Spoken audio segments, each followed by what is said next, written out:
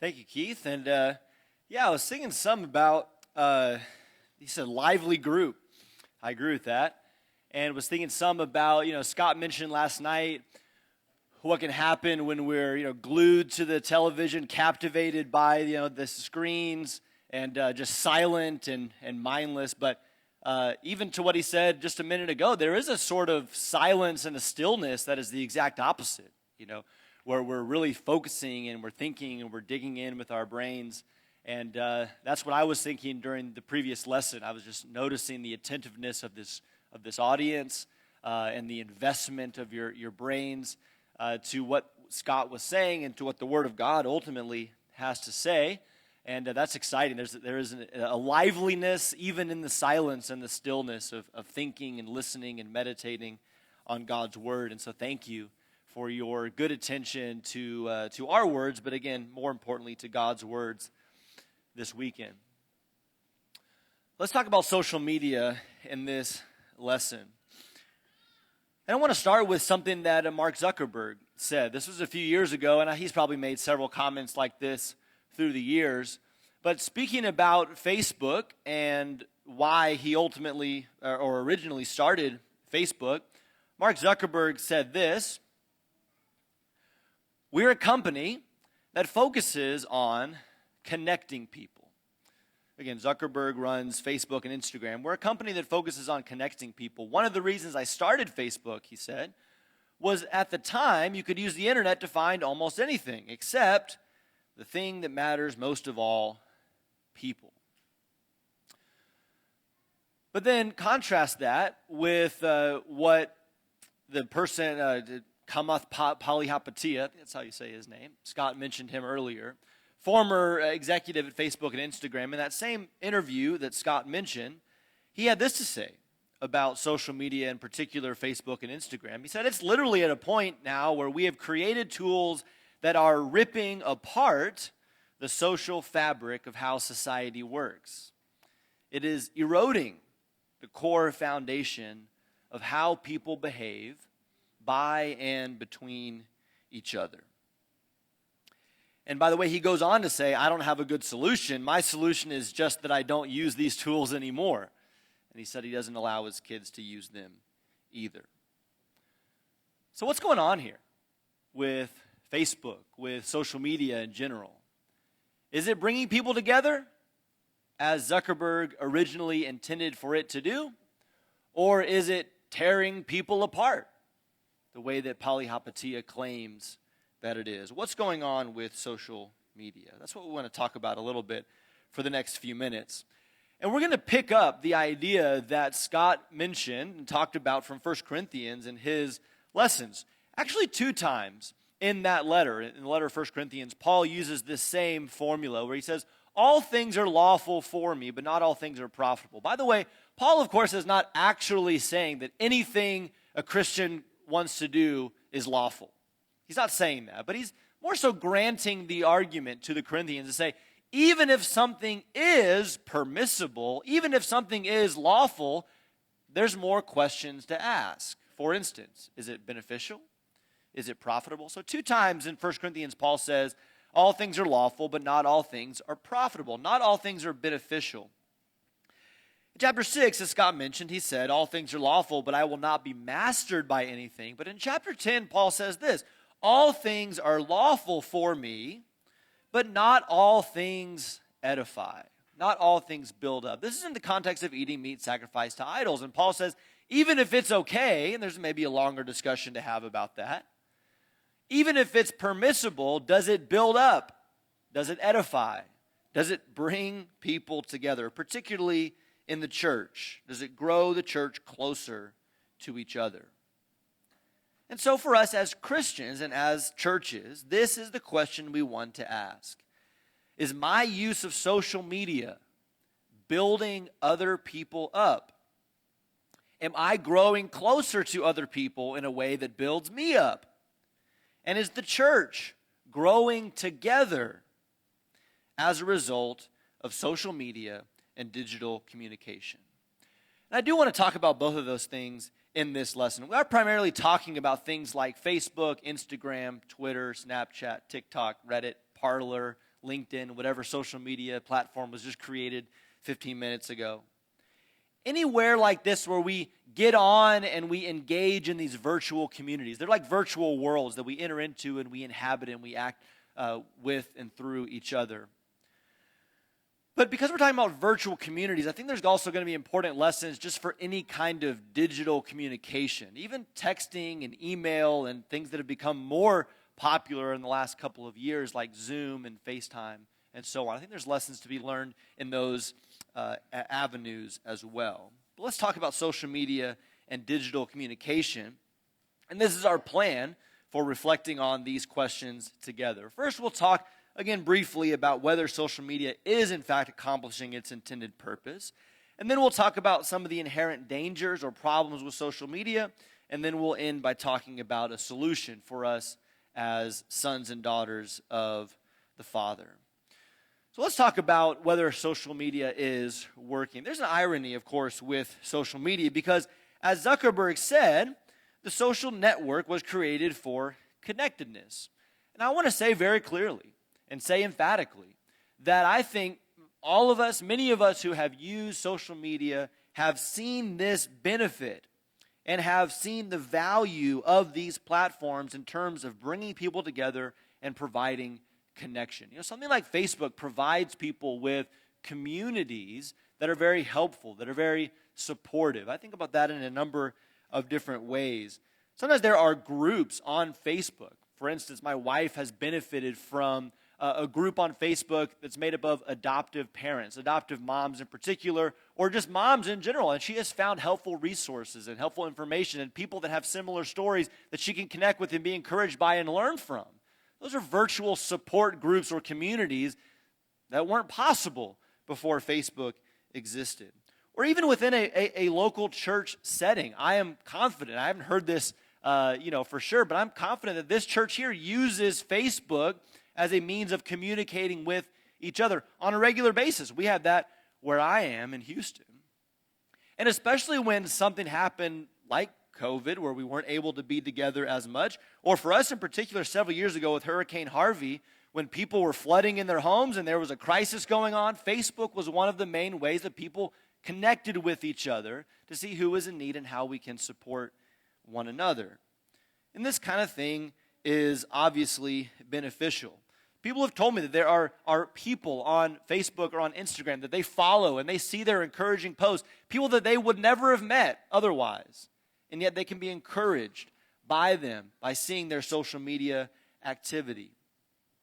When my mom passed away 9 years ago now, the people that were able to get on Facebook and post tributes about her life and talk about her, stuff I would never have seen, had not been for something like Facebook where people could publicly praise her in a very public forum.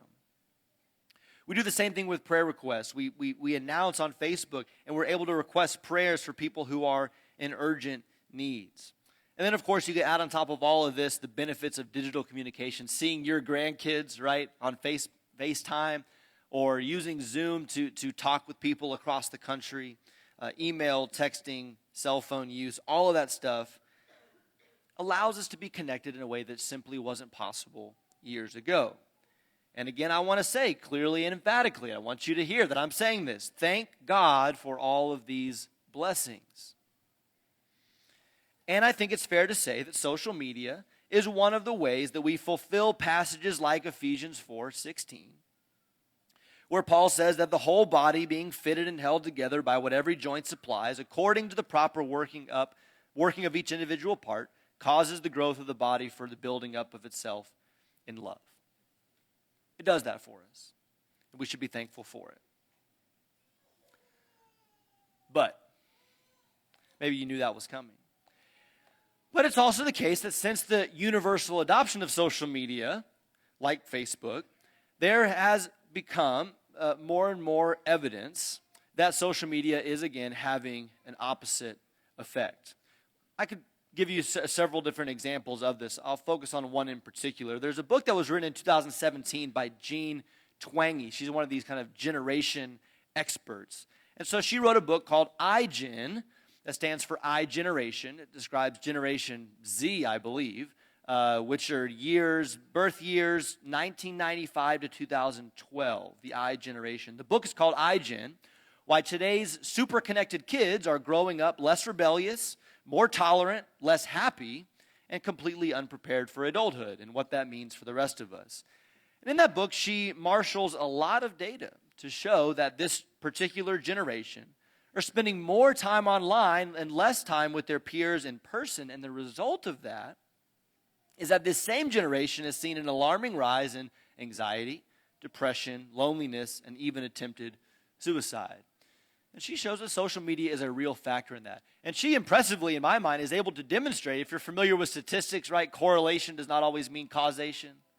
She's able to, I think, demonstrate that there is a causal effect between social media and the unhappiness, not simply a correlation. But I want to be clear in saying that this is not just a problem for young people. And I think any of us that have used social media like Facebook for an extended period of time likely have noticed on some level this same effect. This is my basic story with social media. I was lonely at a certain point in my life. Facebook was making me more lonely, so I got off. And maybe you've noticed a similar effect in your life as well. For all of its benefits, I think we have to be honest and acknowledge that social media has its harmful effects as well. So, what are those problems? Why is all this connection leading to so much unhappiness, depression, isolation, and so on? 4 things I'll offer you in terms of inherent problems with social media. One is that social media tends toward self-promotion. Social media is essentially this. You have your account, you have your page, and you are free, you are encouraged to post anything on that page. Thoughts, pictures, videos, links. And so naturally, social media has become a forum for self-expression. This is basically what it is. I don't see much way around this. This is what social media is. Here's who I am. Here's my life. Here's what I think. Here's what I'm doing today. Follow me, like me, be my friend. But I think we would all readily admit that this is not the most conducive approach for building relationship. In fact, it's contrary to the basic principles of social interaction. We know that good conversation, good relationship building, involves so much more than proclaiming our opinions and sharing about ourselves. Proverbs 18, verse 2, a fool does not delight in understanding, but only in revealing his own mind. I think Facebook or Twitter should make that their tagline. Right? But this is essentially what social media is. It makes it far too easy for us to express ourselves, but it's not the best forum for building relationship or even discussing and learning about each other in a productive way.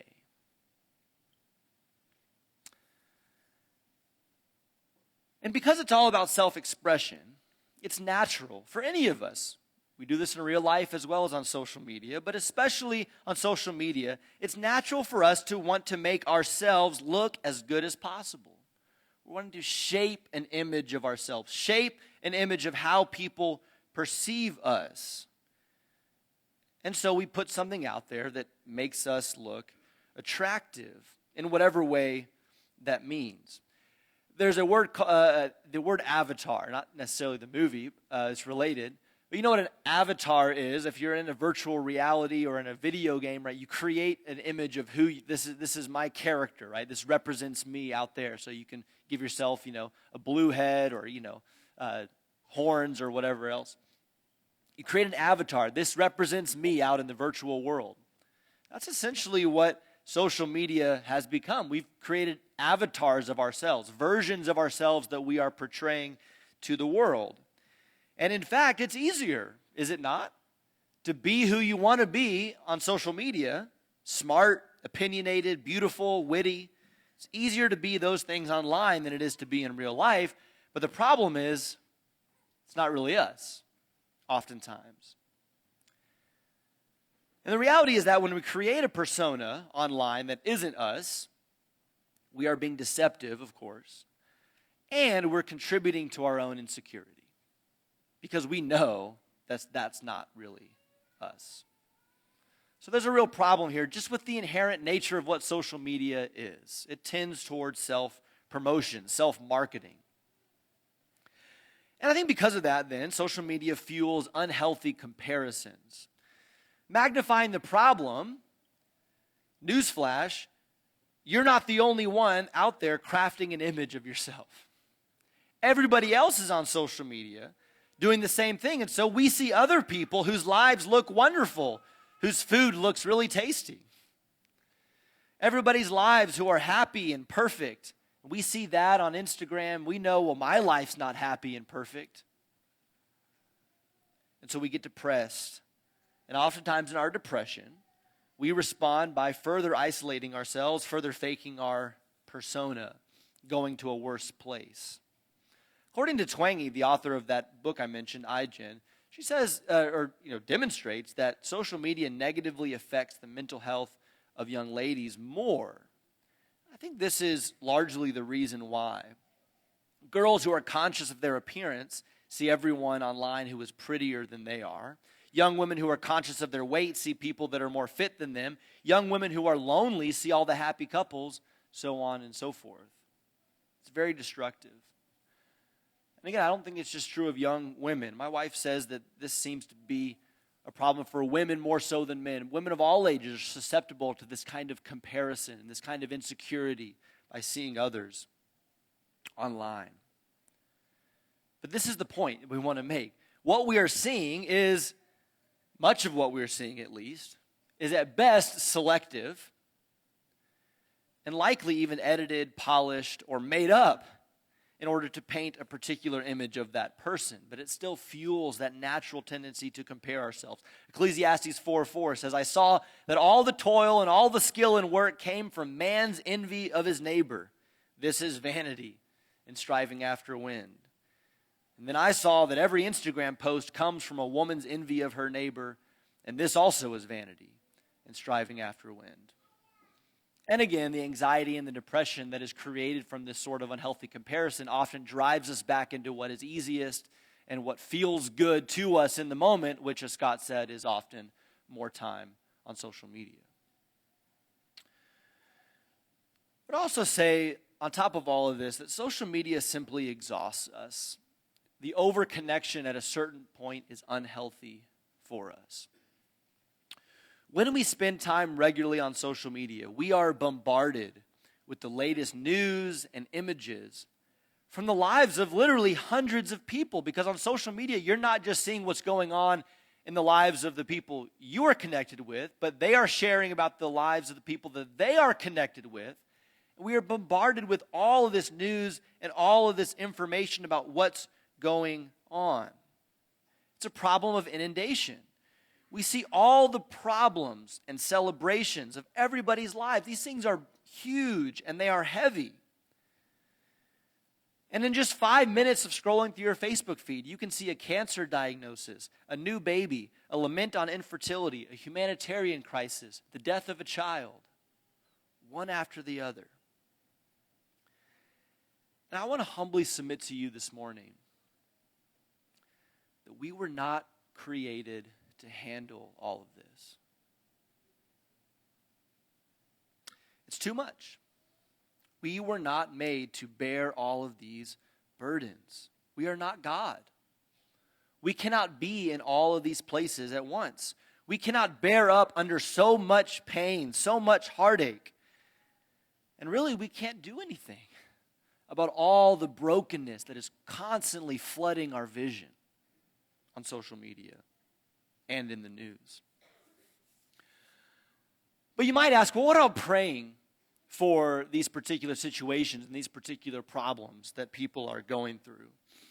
I want to say a few things about that. First, I don't mean to discourage anyone from requesting prayers from the largest platform available to them. Again, that's a tool that we have at our disposal, and I want to encourage all of us to use that if it's available to us. Ask for prayers, request people to pray for you. It's an amazing thing that God's family all over the world can pray for someone who is in need. And second, I want to say that we should be praying. It's commendable to pray for things, even if you've heard about it on social media and don't even know the person. But third, I want to say that even still, we have limits. I cannot pray about every tragedy. And to use Paul's language from Romans 12, I cannot rejoice with every friend on Facebook who's rejoicing, and I cannot weep with every friend on Facebook who is weeping. I simply can't do it. I'm human, and I have limitations.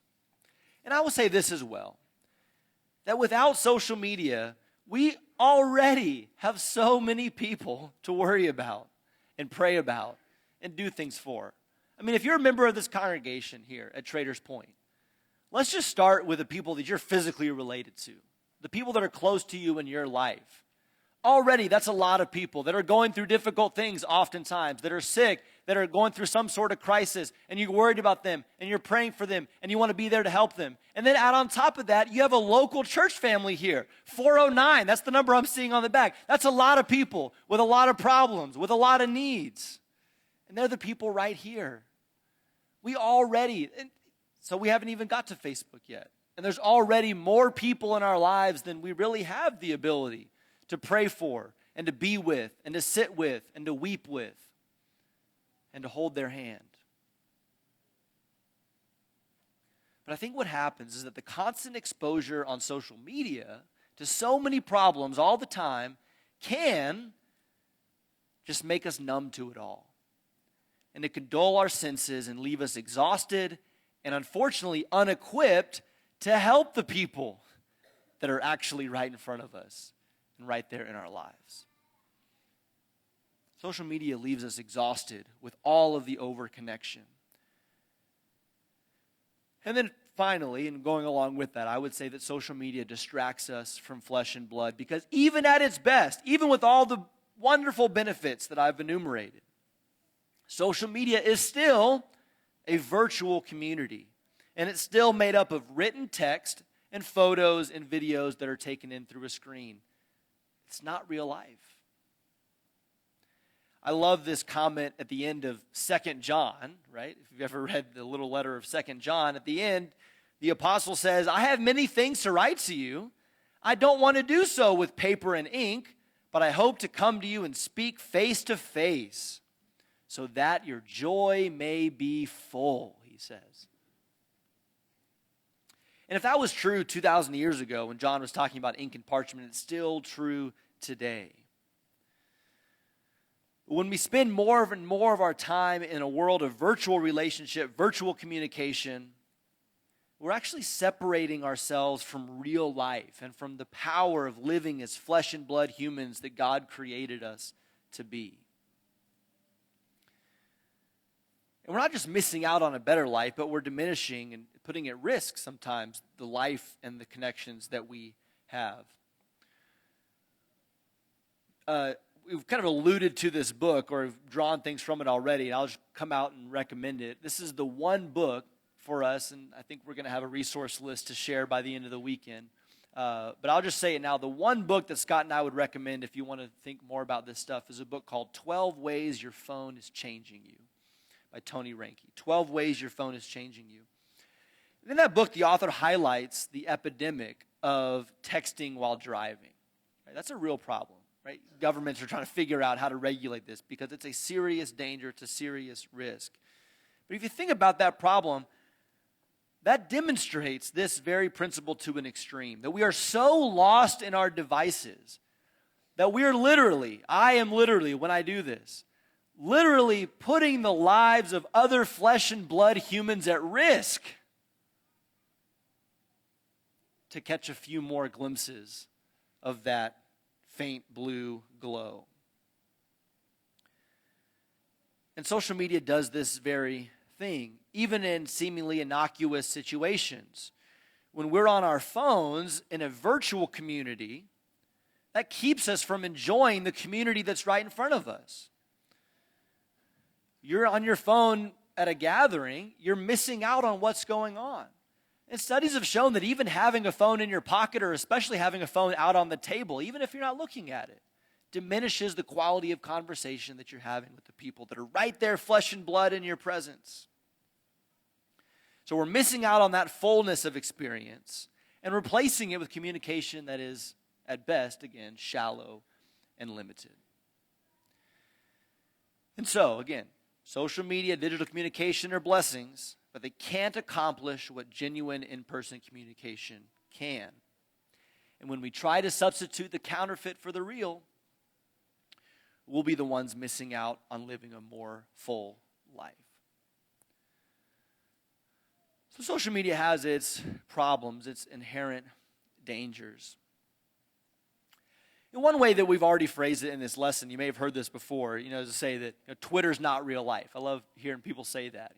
In that context, it's like the opinions that are being shared on Twitter, that's, one little segment of the population that's loudly voicing their opinion. That's not real life. You say Instagram's not real life. These things, the images that you see, the people that you see, it's fake, it's polished, whatever. Yeah, social media is not real life. And that may be a helpful way of reminding ourselves that social media is a flattened, distorted form of reality. But I think the more full truth is that social media is real life. Because you and I are still real people interacting with other real people, even if we're interacting with them through a digital medium. And so unfortunately, we too often use our thumbs and our fingers to insult, shame, ridicule real flesh and blood humans made in the image of God. Even worse than that, we insult and shame and ostracize and isolate our own brothers and sisters in Christ online. Oftentimes because we're emboldened through that digital medium to say things that we would never say in person. And again, it is real life. Because the damage done through our social media comments or our online words or the words in a text or email, the damage done is as real as if we said those words to their face. And, to take it one step further, we will be held accountable for the words that we type in a comment section as much as we will be held accountable by God for the words that come out of our mouths. Every idle word, Jesus said, will be brought into judgment. And I believe he means however those words are communicated by us to other people. So it is real life, and we are accountable for what we do. And there are very, very high stakes when it comes to interacting with other people online and through digital communication. So, what do we do about it? What should be our guiding principles as we think about how to use these tools as Christians?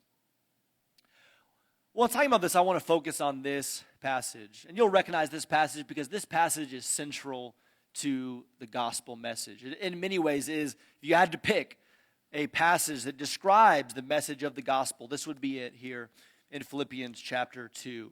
You'll recognize the words of Paul here, but let's read them together.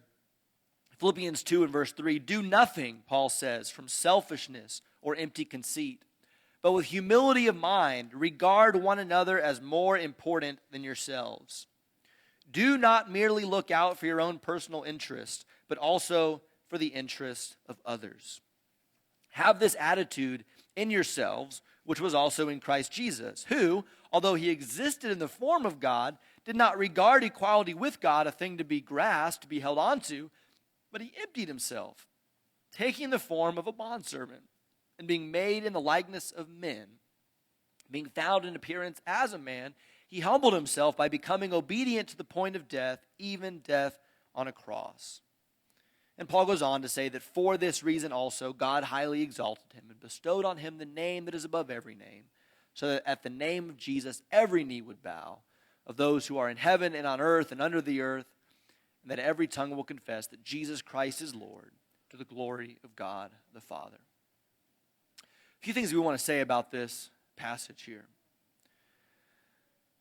The first is that the story of the Bible is a story about restoring connection. This goes back to what we said last night as we introduced the story of the Bible. God made humans, God made man and woman to dwell with them in the world that he created, to have this relationship, to have this connection with humans. But man's rebellion broke those lines of connection between God and man. And so what Paul is describing here is God's plan that he enacted to reconnect, to bring connection back between himself and mankind. And how did God go about restoring connection with mankind? I'll tell you this, he didn't do it by sending a PDF attachment in an email. Right? He didn't do it by sending a Marco Polo video to us. He didn't even do it by sending a hologram of himself for us to view. God restored connection by coming in person, by taking on flesh and blood himself in the person of Jesus of Nazareth. Let's not miss the power of that. God took on flesh and blood to be with us, to sit with us, to hurt with us, to save us. And of course, that was much harder. Much harder to live in the mess of human experience. Much harder to deal with people and to face pain, to face suffering, to face the death on the cross that Paul talks about here. But it was the only way that God could achieve that reconciliation. And so what that shows us is that there is tremendous power in flesh and blood presence. We cannot allow ourselves in this digital age to simply become avatars, fooled into thinking that digital connection and digital relationship and digital communication is a suitable replacement for living in the real world. And if we're going to be disciples of Jesus, God made flesh, we need to take advantage of the power that exists in flesh and blood presence, and use the power of flesh and blood presence to love others and to bless others, modeling after Jesus, our Savior, who did that very thing for us by coming in flesh and blood.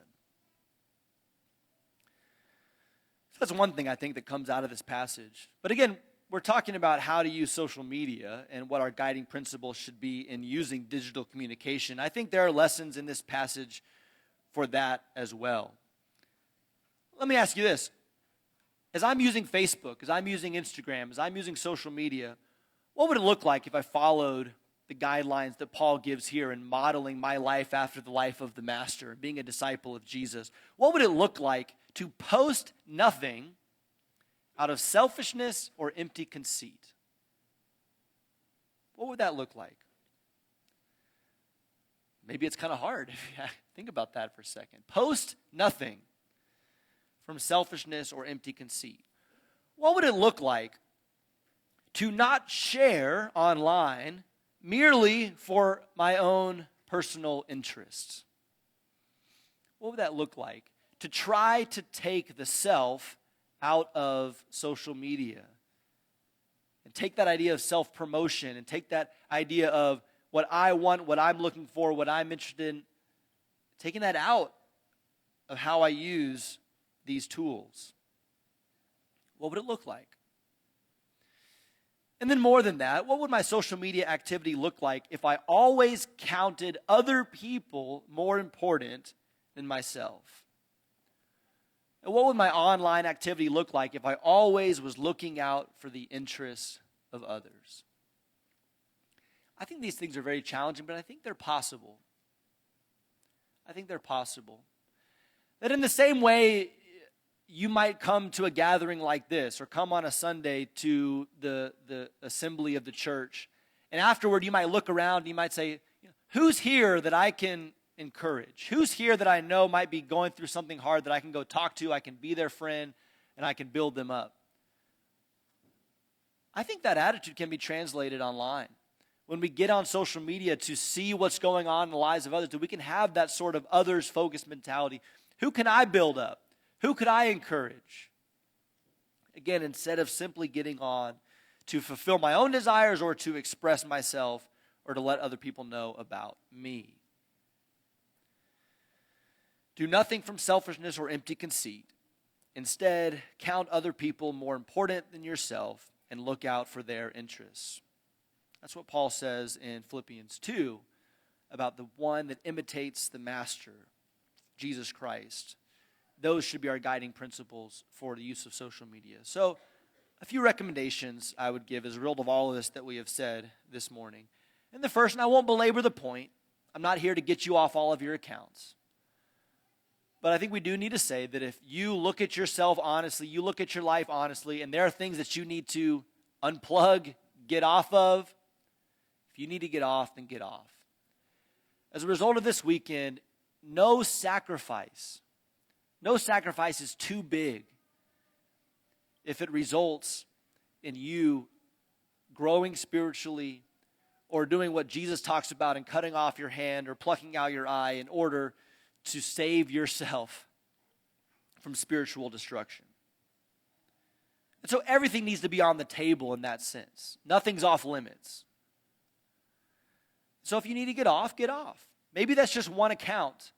Maybe that's all of the accounts. But be honest about that. Again, be self-critical and be courageous enough to make the decision that you need to make if that's the conclusion that you come to.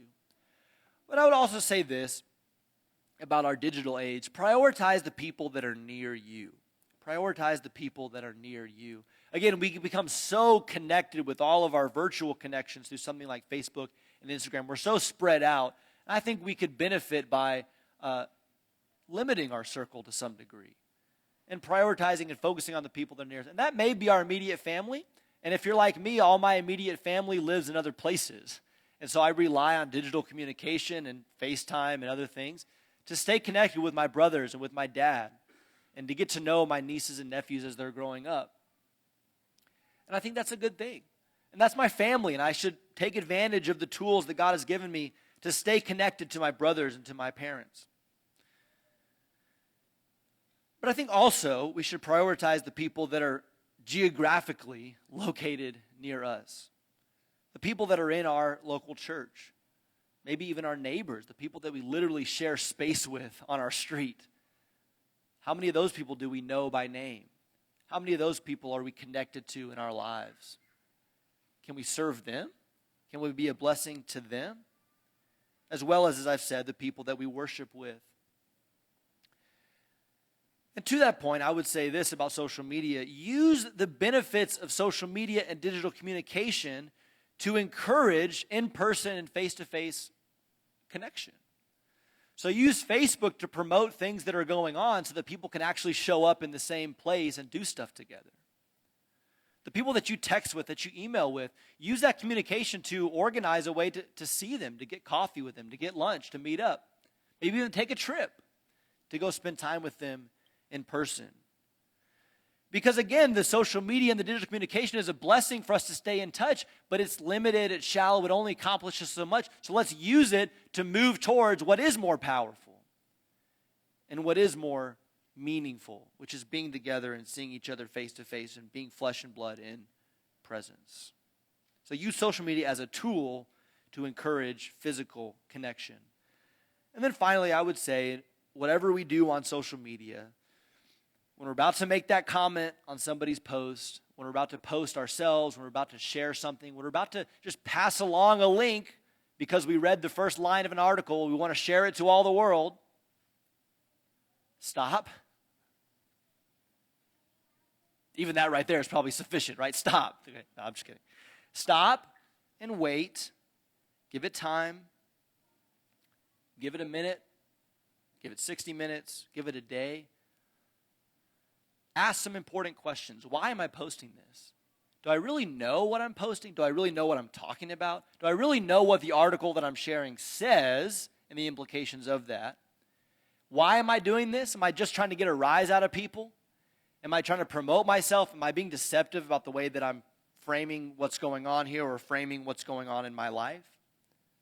Ask these important questions. The questions that our mom always told us to ask about the things that we say. Is it true? Is it helpful? Is it necessary to say? Ask all of those important questions. Stop, wait, give it time, breathe, sleep on it. Ask the important questions, and then post. to ensure that what you're putting out there is, in fact, edifying and building up to other people. I want to return to the words of Paul in 1 Corinthians chapter 10, where we started. He said in the context of eating meat sacrificed to idols, not all things are profitable. Even if it's okay and not a sin, not all things edify. Not all things build up. And that's the question that we've been reflecting on this morning. And at the end of that conversation, Paul says this, again, for his context, and I think it applies to us as well. Whatever you decide to do with social media, the decision is yours after all. Whatever you decide to do, whether you eat or drink or post or share or tweet or snap, do all to the glory of God. He says, give no offense. Give no offense to Jews or to Greeks or to the church of God. Because Paul says, just as I also please all men in everything, not seeking my own profit, but the profit of many, so that they may be saved. That's our attitude. Do all to the glory of God, not seeking our own profit, but seeking the profit of other people, to lead other people closer to Christ, because I, as Paul says, he says, I'm an imitator of Christ. That's my job as a disciple, to imitate Christ in person and online, so that other people can be built up and so that God can receive the glory from everything that I do. Thank you again for your kind attention this morning.